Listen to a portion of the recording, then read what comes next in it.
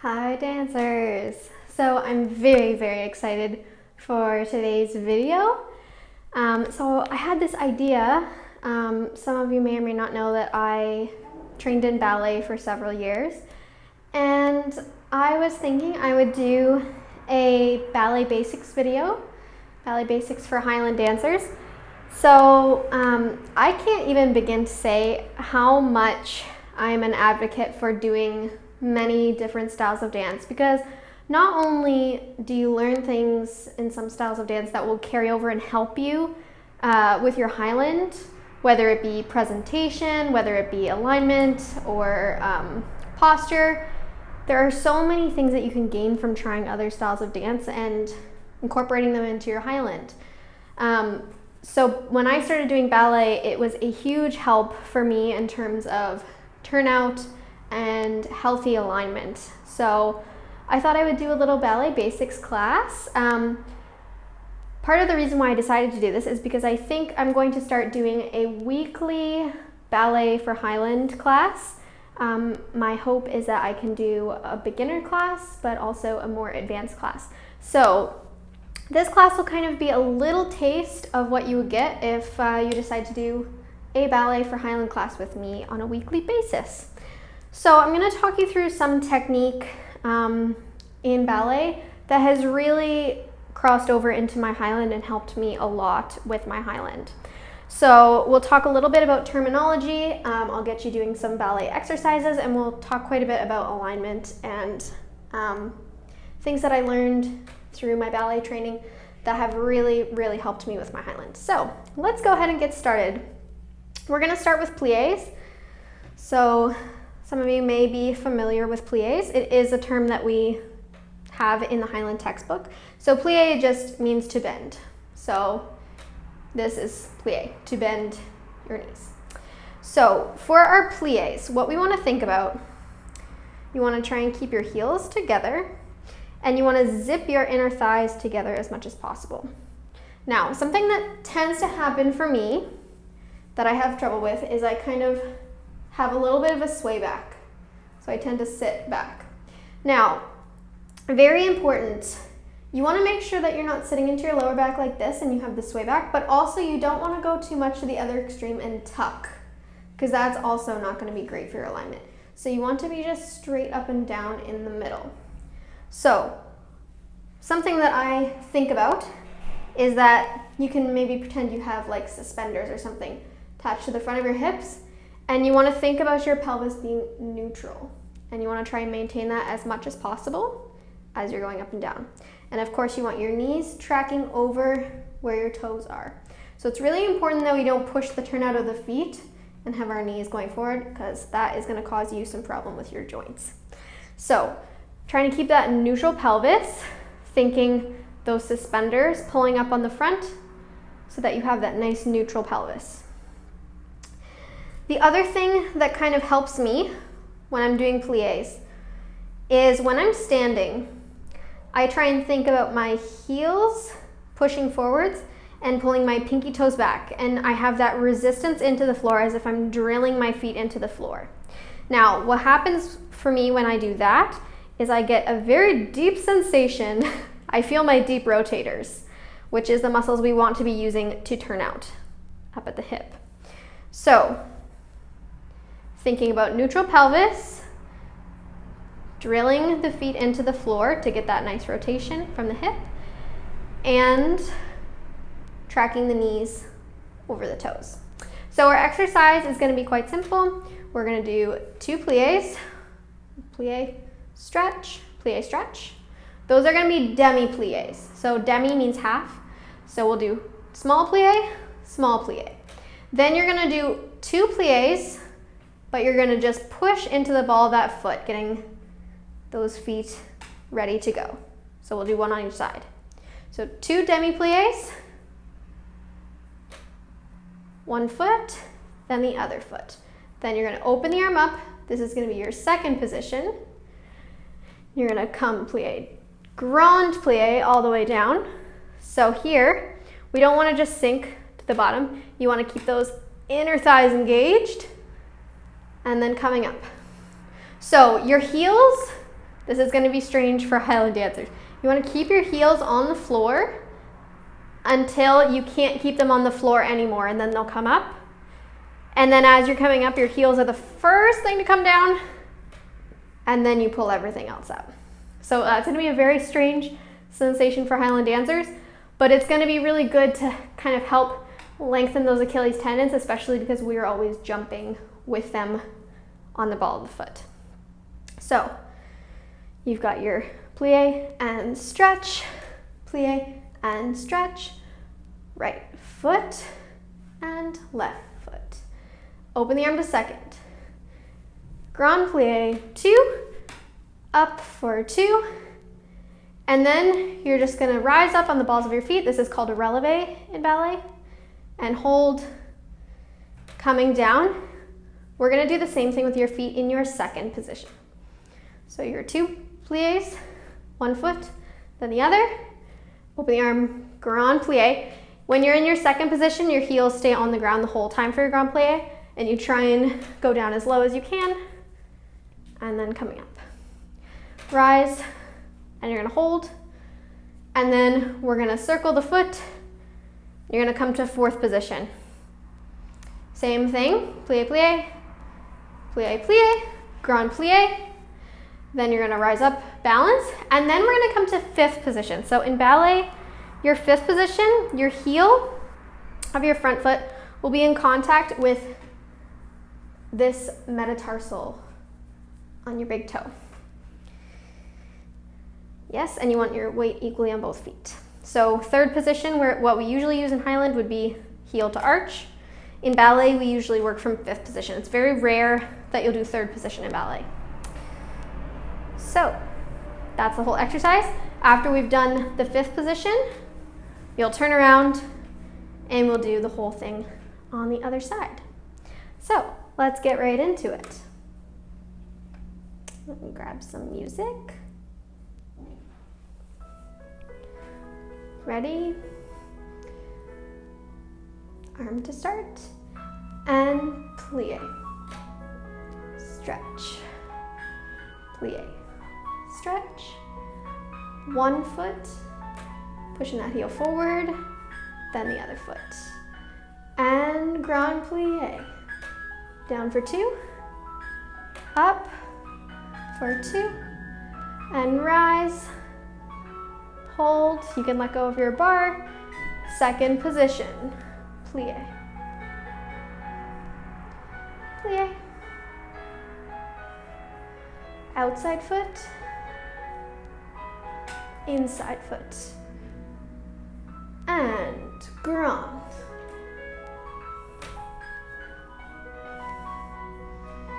and zip the inner thighs up, coming to the 4th, and 1,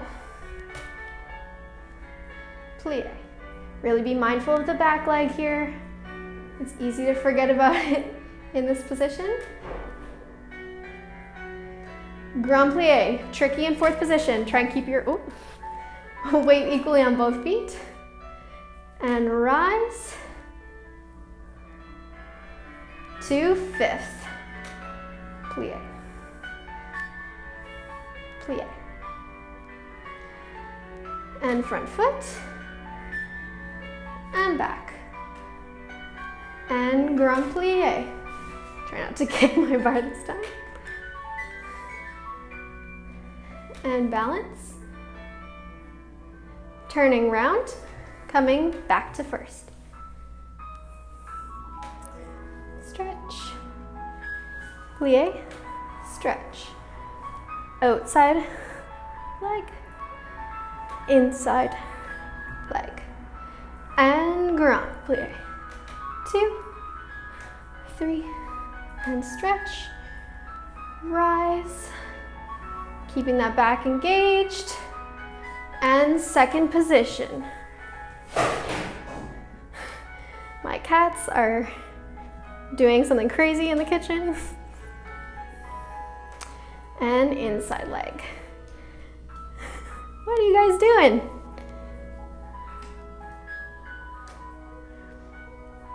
And releve, hold, and fourth, plie.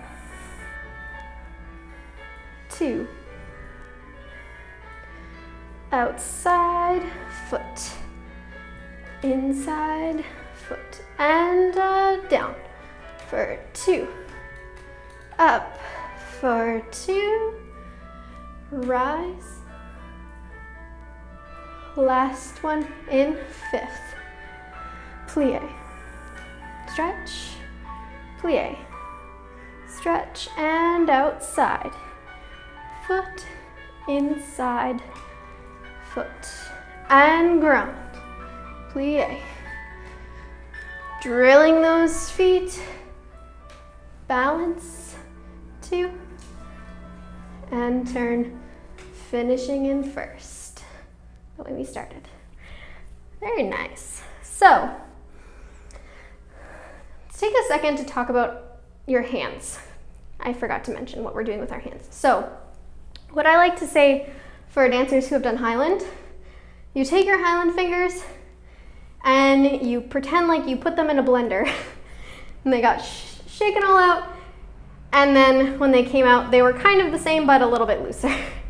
That's my analogy. Blender hands, blender Highland hands. And so you don't want your finger and your thumb touching the way you would for Highland, but you do kind of want your thumb to be tucked away a little bit. So the hands are quite relaxed and your thumb is going to be kind of tucked in so that it's not sticking out or noticeable at all. You want it just subtle but out of the way so it's not distracting it from anything. And for your arms, you're going to want to think about them similarly to if you were holding your skirt in a national dance. So you want there to be a gradual descent from your shoulder to your wrist, and it should be a smooth curve down your arm so that if you had like a little marble, it would roll smoothly down your arm and off of your fingers. It wouldn't get stuck in your elbow or on your wrist at all. And I find it helpful to think about your forearm presenting forward and that nice gentle curve of your arms. So that's going to be how you'd want to hold your arms. So next we're going to do tendu exercises. So let's talk about tendus for a second. Tendus are amazing for getting strength and articulation in your feet. So when you're doing a tendu, we'll start from first position, just to keep it simple for now. So what you want to do first is press your heel forward. And as your heel is pressing forward, forward, forward, you're keeping your toes back as much as you can.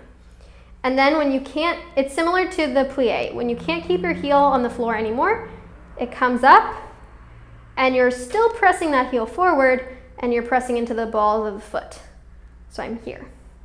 And then as your foot continues to go out, your toes just lick the floor and come off. So try a couple times going from the ball here and press, press, press the toes into the floor to come to a point. And just go back and forth like this a couple times so you can really get the feeling. You can clean the floor for your parents. You can just put some cleaning solution on the bottom of your socks and do some tendus on the floor, give it a clean for your parents. So that's going to be your tendu. So heel comes forward, forward, forward, forward, and then when it has to come off, it can come off the floor, and then you lick the toes. So this part of the tendu is really important for strengthening those metatarsals. This will be key for stuff like half points, stepping nice and high on the ball of the foot when you have steps, and it'll really help to strengthen and improve your points. So the exercise we're going to do, we're going to start in first position. And we're going to do plie, tendu, and stretch. So you'll plie, tendu, and stretch. Plie, tendu, and stretch. Plie, releve, plie, stretch. So, some things to think about. When you're tenduing to the front, be very careful that your hips stay in line with each other. So as the foot comes forward, you want to make sure you're not letting that hip go forward to bring the foot forward. You want the hip to stay where it is, just the foot goes forward. Yes? In ballet, when we tendu to the side, in ballet, your second position is supposed to be where you can keep your hips square. So even though in Highland second, you're supposed to have the foot in line with the heel, in ballet, you're allowed to have it a little bit forward of a traditional Highland second, so you can keep those hips really square to the front. Now, when we go to the back, similar to what I was talking about earlier with the plie, how you don't want to sit into the back, same thing here. You don't want to go, oink, oink, oink. That's not what sends the leg back. The thing that sends the leg back is your pinky toes. So, as your pinky toes go back, your suspenders on the front of your hips take you up and forward. So you should really be feeling that back position a lot. It takes a lot of mindfulness to not let the hips take you back. Yeah? So forward as you go back. Forward as you go back. In ballet, we talk a lot about opposition. So if something has to go back, something else has to pull forward. So as that foot's going back, those hips pull up and forward, and your chest can pull up and forward a little bit as well. So lots and lots to think about here. So we're keeping the exercise quite simple. So just a reminder, we're gonna do plie, point, and close.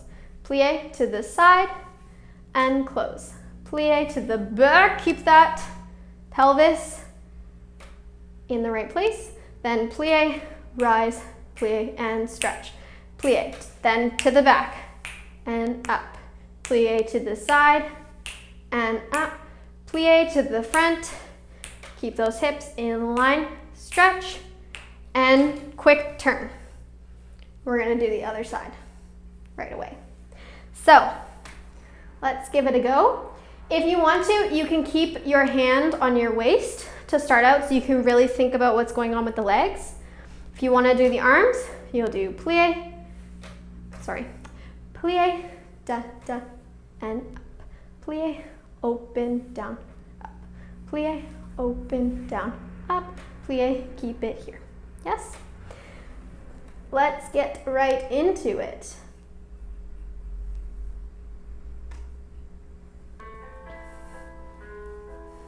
Here we go.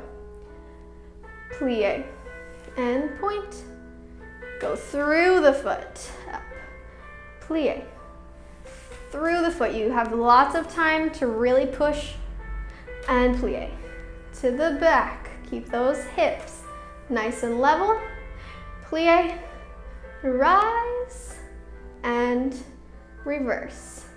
Plie, open. Make sure you don't forget about your supporting leg. Keeping that knee right over the toes. Plie, push,